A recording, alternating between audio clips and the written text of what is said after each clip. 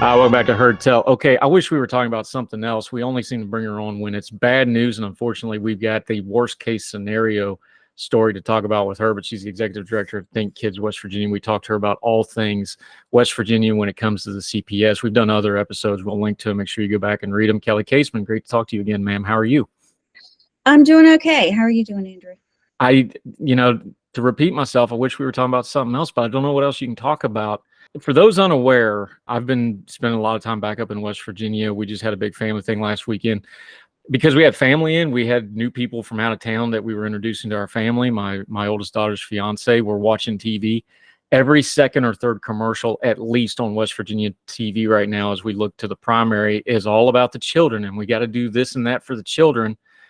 And now we have this story out of Boone County, which is the absolute worst case scenario for the children and the hypocrisy of that I think I've ever seen. We have a 14-year-old girl who basically starved to death on the floor of the home she lived in and hadn't been out of for several years by all accounts. The mother has been charged. For those of us that have covered this for a while, you've done this for a while. We've talked about this just 6-7 months ago. This really is one of the worst case ones, and why we do what we do when we try to advocate for these children in it, because we warn people this is happening, and now it's happened. Right. Well, it's such a terrible story because clearly the child languished for a number of years, and what were multiple red flags for both the Child Protective Services and for the public school system, as well as family. And it didn't take long after the story broke that we heard from families saying that they called CPS repeatedly. And that's when we saw this whole process begin, this kind of ugly process from our state systems, where they seem much more focused on trying to cover up and refuse to cooperate with reporters. And we know precious little about what happened to this child, other than this child has been homeschooled since February 2021. Amelia Nicely reported that this morning. That's all she could get from the school system. And that, like you said, the family members hadn't seen her outside for years. The family member said that she hadn't been able to walk or care for herself on her own for weeks. And so there were multiple red flags. And again, nothing happened. And the 14-year-old's life got cut short because of it. So it's sickening. But Andrew, you and I only talk when, this story happens time and time again. And the problem is we don't have systems that are being held accountable and taking responsibility to ensure that these things don't happen again. Yeah, and that's the key, because people that probably don't know all the backstory on West Virginia, and by the way, lots of states are like this. This is not just a West Virginia problem. CPS is a problem everywhere. CPS is like a lot of things. There's a lot of good people trying to do good things in it. It's also a beast of a system that lends itself to all kinds of abuses and neglect. And it's the system that is charged with preventing abuse and neglect, which is the problem. It's a vicious, ugly circle in West Virginia specifically, because people are going to be like, well, the mom's charged. What do you care? That, let the courts work. Well, yeah, we're going to let the courts work. And this mother's already been charged, and that'll work itself out. This didn't happen in a vacuum, though, Kelli. This happened in a sequence of events. So when we have stories like kids locked in a shed, and we know CPS were told and CPS never went and visited, and it took months of reporting to get all that kind of information out. When we now have, court cases with various government agencies where they lose, and I'm doing air quotes, lose emails. You don't lose the emails. Somebody deleted them. We have those in court records now where the state admits this happened. We have an accountability problem on stuff that is legally mandated to be accountable. And now here we are with this story. We're already starting to get the stonewalls, where Amelia Nicely, one of the great reporters, thank God we have her in West Virginia, just tweeted out some of the Freedom of Information Act stuff she gets from Health and Human Sources. It's literally black pages of white where they just redact everything. This is not just accountability, the buzzword. There's legalities to this, and it really is harming and killing children. And this keeps building and building and building. And now here we have the worst case scenario. Completely agree. I mean, you and I were talking earlier about the release that came out from the Department of Human Services after The death of Kennedy Miller is the 14-year-old girl's name. And I just wanted to share this quote that I found, just absurd. "Let us honor the memory of this young victim by supporting the tireless effort of our CPS workers and working together as a community to create safer environment for all children." So usually when you have such a terrible tragedy happen, you hear your systems say, there's going to be an internal investigation. We'll share the results for the public. And if any of our workers did something wrong, there will be consequences. That's not what you got from this release. What we got from this release was essentially none of you are going to know what happened because there is code, and essentially we're going to shield ourselves from any kind of public discourse and accountability for what has happened. And I've never seen it stated so flagrantly that they feel no need for transparency in a moment like this, when the public is really, I think, escalating for answers as to why these sorts of things keep happening. You work on the advocacy side, Kelli Caseman of ThinkKidsWV, West Virginia. You work on the advocacy side. So let's start with that part of it, because let's be honest, government is only as accountable as you make them be accountable, because that's just the inherent in a representative system. We all know that. We know it intrinsically. It doesn't have to be explained to us. Government will get away with whatever it can get away with unless you restrain it from doing so. I feel a little bit of optimism, even with these horrific headlines we've been getting, though. I think on the advocacy side, we're getting some movement among regular folks. Their social medias are picking up these stories. We have great reporters now in West Virginia. We just mentioned Amelia Nicely, a lot of others. We're going to talk a lot about the West Virginia Watch work on this stuff. But they take that reporting and they start putting it on their social media. They start talking about it. Just from the advocacy side, true advocacy is getting normal people involved enough to get some headway and make a wave and get things done. That's the goal, right? Right. Are you seeing some positives? Because I'm starting to see a few in the darkness here. I'm seeing some few points of light where, yeah, I think this is starting to break through, where normal people are like, no, wait a minute, enough. We need to do that. Talk to that side of it a little bit. So I certainly think West Virginia Watch, I saw a great editorial on Parkersburg News Sentinel. I don't know if Steve Allen Adams' newspaper, that was about this case as well, about the lack of accountability. But you're absolutely right. I think it's unprecedented, the amount of conversation that is happening on social media. I think that there are a lot of families in West Virginia who have individually been affected by CPS, and it could be on both sides. They may have been, a case opened when they felt as if there was no abuse or neglect in the case, and it drug out for a long time, and they felt as if they were treated inappropriately by a CPS worker. When you have a broken system, it can break in a variety of ways. So kids may fall through the cracks, families may feel harassed, but at any rate, these people are really starting to coalesce around this issue, and they're having more dialogue.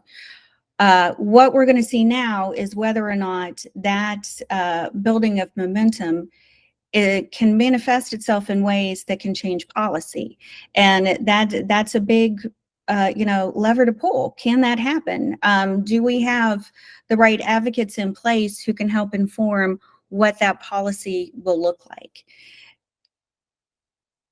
Yeah, so that goes to the legislative, because that's where Governor Justice came out and said, well, we need to throw more money at this. Throwing money at something has never in the history ever fixed anything. It's, can you target the money to get it where it needs to go? Right. There's some bipartisanship, as much as it can be in a supermajority in the legislature. We had, I appreciated it too. Delegate Holstein, who's the delegate for Boone County, came out and said, and this is a quote, "This is a conversation we should have had yesterday." I completely agree with him. I think he's right. We need to talk about some things like, reporting things for homeschooling. We don't have these records yet. This is part of what's being held back is, look, if you're homeschooled, you still have to report stuff to the state. Was that being done? Was there red flags that were missed? We think they will be. We'll see if it comes out. But I think that quote is absolutely appropriate. This is a conversation we should have had yesterday legislatively. There's not one law, though, that's going to fix all this. We're not going to name a law after this kid and pass it and it's going to solve the problem. It's a systematic problem. When they split DHS up, one of the first things I said was, well, look, at least they're trying to do something. I appreciate that part, but more levels of bureaucracy is going to exacerbate the problem. Legislatively, what do you think we need to be doing besides just some targeted legislation? Obviously, CPS is funded, invert a lot of, like the education system. The top's getting a lot of money and the people on the front lines aren't getting enough, that kind of stuff. Legislatively, what do you think we should be looking at trying to do here? So I completely agree. I hate constantly hearing we just need, the CPS just needs more money. It would be fixed if you throw more money at it. There's no proof of that is going to happen. This is the largest department of the West Virginia government for people that don't, by a lot, by a factor of almost 2. This is the biggest part of the West Virginia government. So it's not just money. Right. And the last time you and I spoke, I said to you the same thing that I've said for many years now, and that is that transparency, if we're going to look at good policy, transparency has to really broaden, where we're listening, we're doing focus groups, we're doing town halls, and we're talking to people who have interfaced with CPS and what that looks like, and then create a state strategic plan as to incremental policy changes to ensure that CPS is working better with, say, the public school system, the healthcare system. We have preventive services on the community level. Is CPS connected with them? To ensure that our mandated reporters are well trained, they feel comfortable sharing information. And from what we hear repeatedly, people talk to mandated reporters, whether it be school personnel, pediatrician, and they feel as if they don't get any information back. And so there has to be more of a collaborative approach to addressing child maltreatment. We know that poverty exacerbates because of the stress that the family experiences maltreatment, but so did the opioid epidemic. And that is what has really kind of ravaged all of our systems, including child welfare. And so it's not going to be, it's a complex problem. We should know that it's not going to be a simple solution. It's going to be short-term, long-term, and a number of different policy changes. Any legislator who thinks that one piece of legislation is going to fix anything is looking for, votes rather than to really fix the problem.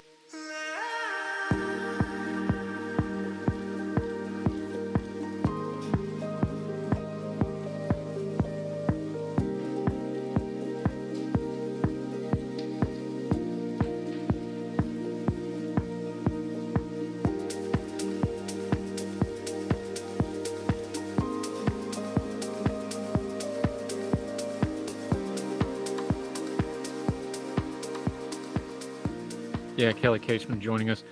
I think one place that really needs addressed, and everybody who actually studies this issue agrees, is the frontline CPS caseworkers is a problem. Let me say this very carefully. Not all of the CPS caseworkers are problems. There's good people in those jobs doing really good work. There's not enough really good people doing really good work in those jobs. We can talk about the system and the bureaucracy, but the system and the bureaucracy is made up of people. So that's one level that we need to deal something with the bureaucracy, but the actual caseworkers, what can we do for them? Because we can't just beat them up, because they're not all bad, and they are a lot of them are in possible situations. You think somewhere like a Boone County or a Webster County that you may have 1 or 2 caseworkers for the entire county, 40, 50,000 people, and you're talking hours of driving just to go to some of these. It's almost impossible situation. Right. Practically, though, that's an achievable goal. How do we change the situation on the ground for these caseworkers? Because that's the first line of breakdown on a lot of this. It's not all their fault. Some of it is. What can we do to these actual caseworkers? Because that is something the legislature and the governor and public pressure could really focus on quickly and probably get some movement on.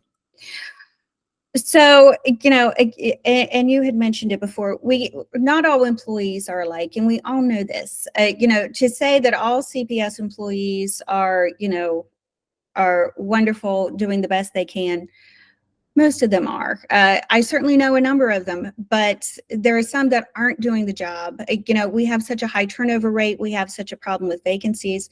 What we need to do is ensure that the ones who are doing the job well are well compensated for their work, and that they, have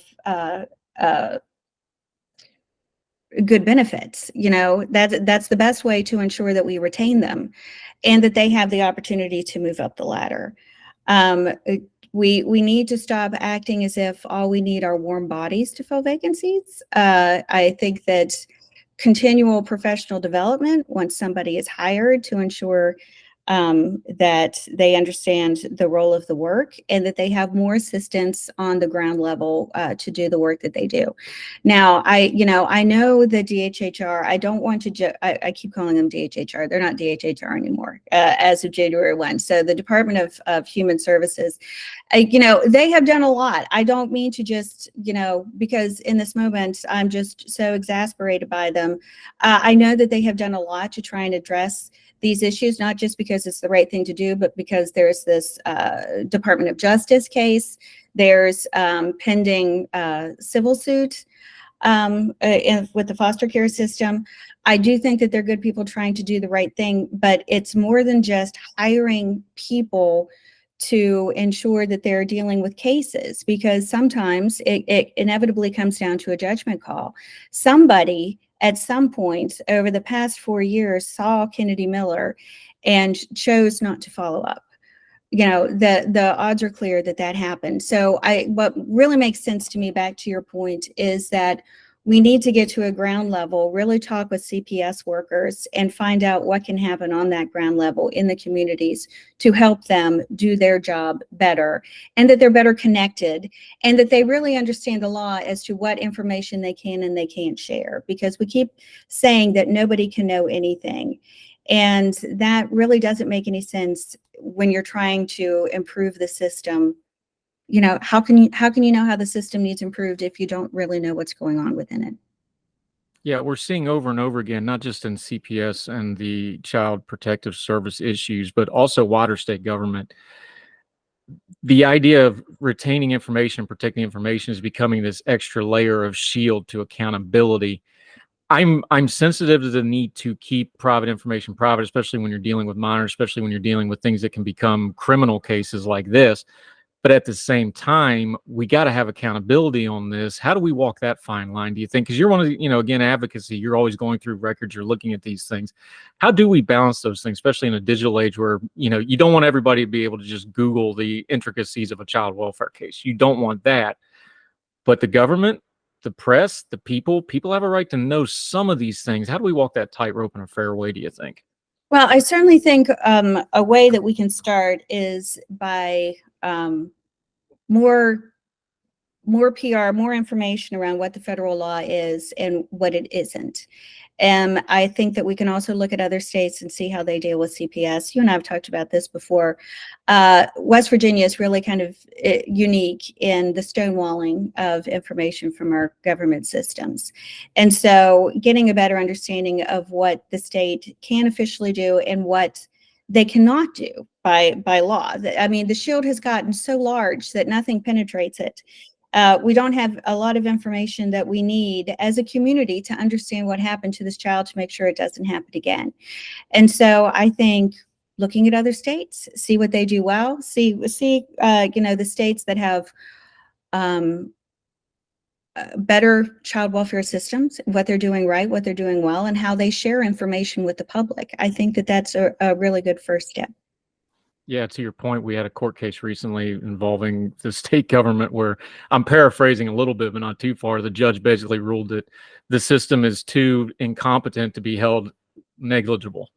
Like, you just want to pull your own hair out. We'll link to that case, by the way, you can look at it.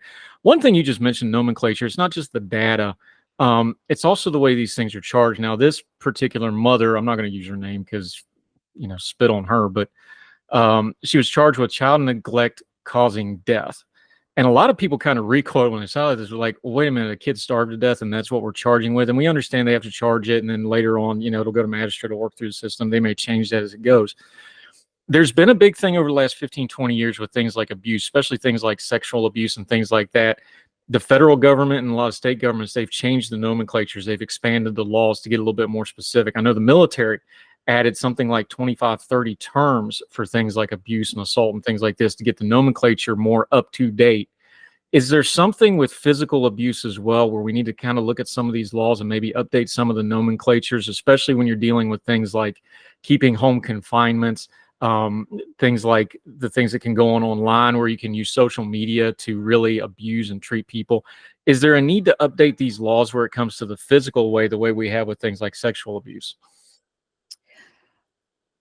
I don't know, but I think that sounds like a great idea. We've advocated for years now that what we need is a public and private stakeholder group that's really taking a deep dive into this. And I think that would be a really important starting point. Just try and revise the policy across the board, make sure that we're up to date and we're comparable with what's going on with federal law and other states as well. Yeah, Kelli Caseman joining us. Let's go to something we always want to get to. What can people actually do about this? Because if you just read the headline, click it, go, that's terrible, and go on, that doesn't help anything. What's some of those basic steps? We talked about just sharing the news stories on your social media, things like that, but those are basic steps in advocating for these children that otherwise aren't getting advocated for. Give people a couple practical points on what they can do. Obviously, the good reporting, we're going to put a lot of links to what we're talking about now in the show notes. You can click through that. We talked about the reporters and some of the outlets. We're going to link to all that. You can share all that. How do you share that to get people's attention, though? Give people a couple practical steps, because everybody's got their platform in the palm of their hand now, right? They can actually do something about this. They don't just have to rage about it. Well, I think an important thing that you can do in this moment is it's an election year, and everybody talks about kids. That doesn't mean they're going to do anything for kids, but they want to talk about kids. And so tag your candidates in your area and ask them what they think about what's going on with CPS, and make them commit to it being a priority. Make them engage in a dialogue about what is happening and what they're willing to do to address it. I think that we have a number of legislators who, will kind of say the platitudes, but they won't dig, into the muck. Like some have, but we really need people to take a stand and make this be an issue that is on their radar. And I think that's social media is a great way to do that, because a lot of people are using social media to campaign right now.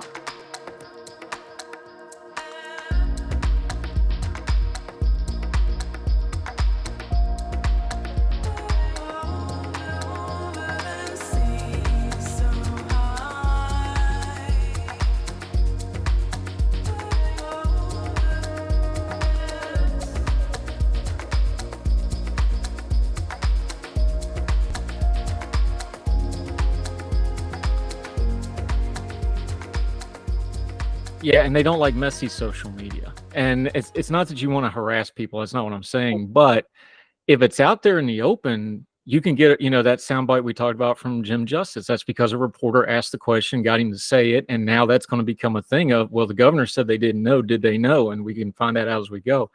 Just putting it out there and keeping it in their face where they have to look at it a little bit and where their staff has to react, that can have some positive spin to it, can it?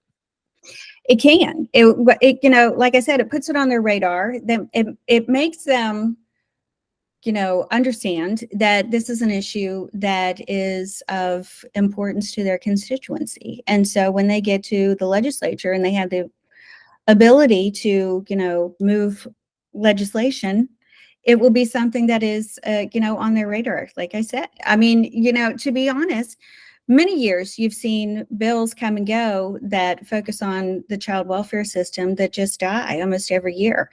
And so making people move change is really important. And, don't just focus on your state legislature, focus on, your community candidates, focus on the governor, because, what we need essentially in this state is a commitment that the buck is going to stop somewhere, and that should be the governor. And so conversations, with the governor, questions that you may pose to candidates, ask them as well, what do you expect from the Department of Human Services? Do they need to be more transparent? And start citing the cases. A lot of people do a lot of investigation, not just of their state news like West Virginia Watch, but of their community news as well. So they know a lot about cases, Andrew, that you and I don't know about, that they should hold people accountable when they're talking with candidates for local elections. Yeah, and one way or the other, West Virginia's getting a new governor this year, and they're gonna do kind of how the public trains them to respond to these things. It's representative government. We get the government we deserve. We got to push these folks a little bit. Let's end it on this, because the name's right there, West Virginia kids, nationwide and worldwide though. When I hear politicians talk about, well, for the children or whatever, and that term's been abused, how does it hit you though? What do you look for actual doing things for the children? I know you do advocacy, but just in talking about and paying attention to these issues, how can we kind of take that term back to make it mean something other than just a buzzword folks slap on those advertisements that are every second or third commercial right now that hopefully need to go away soon because it's driving everybody crazy? Yeah, well, I've been doing this kind of work for about 20 years, and it's still, I've gotten to the point where it really angers me when candidates use kids as pawns, that they use them to make them look more kid friendly, but then once they're elected, they don't do anything for them. There have been times when, I have really been heartened by a number of candidates who show up for things, for community meetings. They really want to listen to constituents when they talk about, say, their experience with the child welfare system. I think that those candidates are still out there. But I don't think that, and I've been told this many times over the years, kids' health issues aren't nearly as important as, say, the economy. And that is going to have to come from that groundswell of people willing to make it an issue with those candidates. So, if somebody is running, if they want to say I'm kid friendly, give a specific as to what you mean by kid friendly. What is it that you want to see? Are you going to support your schools? Are you going to support changes to the child welfare system? Are you going to address the adolescent mental health crisis that we have in the country? Be specific. Don't just say I support kids. That really, it has become very hollow and meaningless at this point. Yeah, and that last one you just mentioned, adolescent psychiatric care, mental health care, that's a huge one, because people are like, well, we asked the kid and they didn't report anything. Well, no, sometimes they've got to have a professional over a period of time to get into things like that. And the mental health care for our kids and teens is just that's a big missing piece to all this. So I appreciate you mentioning that. Kelli Caseman, always great on this stuff. I appreciate your insight and opinions and views on it. Thank you so much, ma'am.